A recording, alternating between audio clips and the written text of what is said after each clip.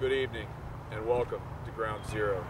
Tonight, we will be discussing sin and its consequences. Sin, or study-induced narcolepsy, is the most recent outbreak affecting America today. The first case was discovered in this building here. Once believed as an isolated incident, it soon spread to the entire building. In a matter of hours, the entire campus was consumed.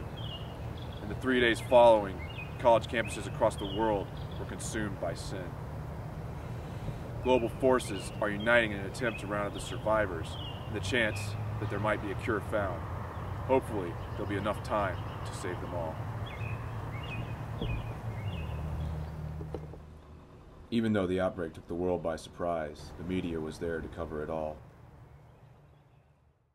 Dun, dun, dun, dun, dun, dun, dun, dun, dun, dun. Hello and welcome to FOLK, Channel 106 Nightly News.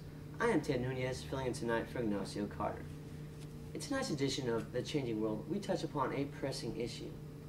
On college campuses around the world, students, in desperate efforts to keep from failing, end up falling into sin.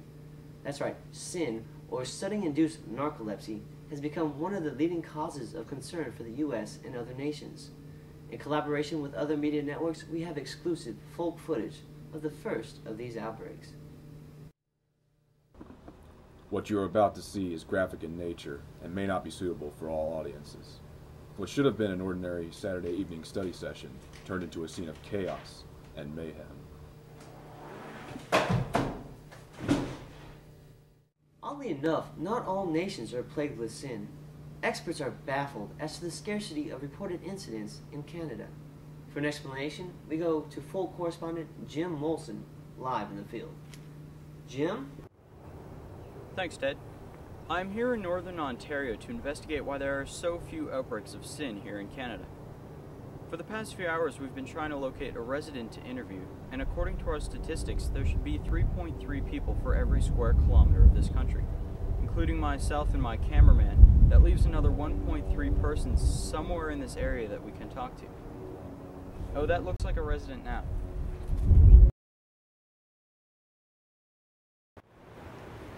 Apparently not quite the caliber of interview the station would like to conduct.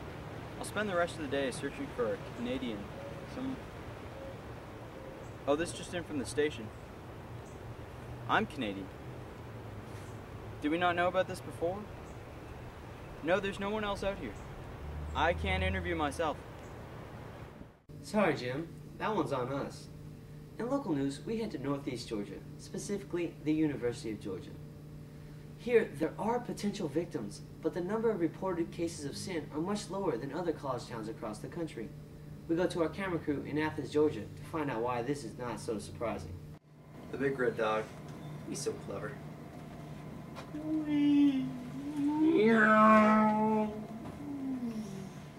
Hey guys, there's a football outside. As you can see, the non-existent study habits of Georgia students protected them from the outbreak. Fortunately, for those who could not afford to change their study habits, a coalition of vigilantes united to prevent further outbreaks and cure those already affected.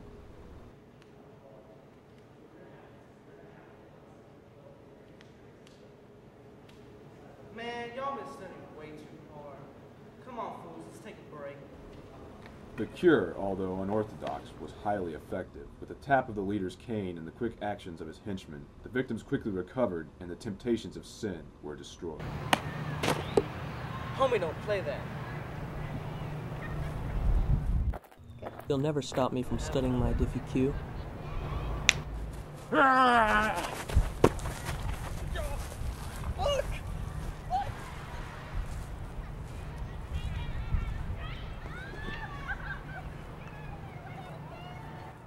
After the outbreak, students, especially those at Georgia Tech, learned that studying isn't everything and had a little fun.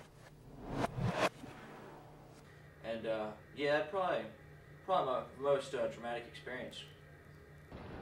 What's the guy's name again? Ted? Susie Malusi's such a rhymer. Who could figure out cupboards and numbers and toothbrush and noothbrush? Wow, that's rhyming.